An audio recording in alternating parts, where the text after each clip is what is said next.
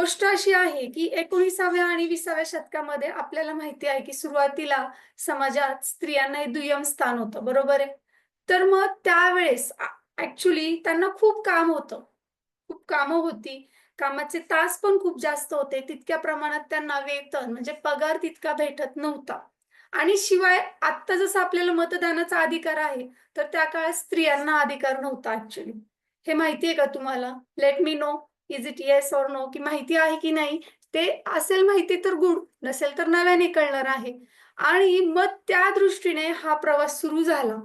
तर 8 मार्च 1908 ला न्यूयॉर्कमध्ये 15,000 महिलांनी एक मोर्चा केला होता, की त्यांना की स्त्री-पुरुष समानता पाहिजे. का तर त्या इतक्या परिस्थितीतून जात होत्या, की त्या 15,000 महिलांनी तो अ, एक मोर्चा तयार केला होता. मग हळू कालांतराने 1909 मध्ये ह्या अमेरिकेच्या समाजवादी पक्ष जो आहे, तर त्यांनी राष्ट्रीय महिला दिवस म्हणून साजरा केला. आणि त्याचा परिणाम पुढे मग हळू जगभरात व्हायला लागला होता. आणि त्यामुळे मग जर्मनीमध्ये जर्मनीतल्या एक सामाजिक कार्यकर्ता म्हणावे लागतील त्यांना. त्यांनी 1910 मध्ये क्लारा झेटकिन नावाच्या त्या कार्यकर्त्या होत्या. तर त्यांनी काय केलं, की महिलांसाठी जागतिक दिन हा साजरा केला गेला पाहिजे.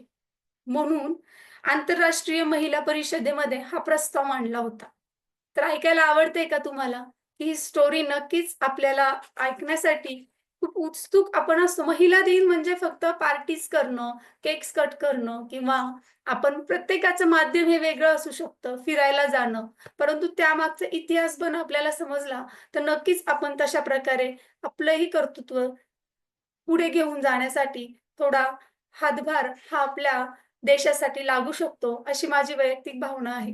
म्हणून मग मी सांगते, की आता पुढे काय झालं, की 1911 साली 19 मार्च 1911 साली मग हा आंतरराष्ट्रीय महिला दिन ऑस्ट्रिया, डेन्मार्क किंवा जर्मनी, स्वित्झर्लंड ह्यासारख्या देशांमध्ये त्यांनी साजरा केला. मग त्या तिथपासून सुरुवात झाली महिला दिन साजरा करायला. मग पण नेमकी 8 मार्च तारीखच का पकडली गेली?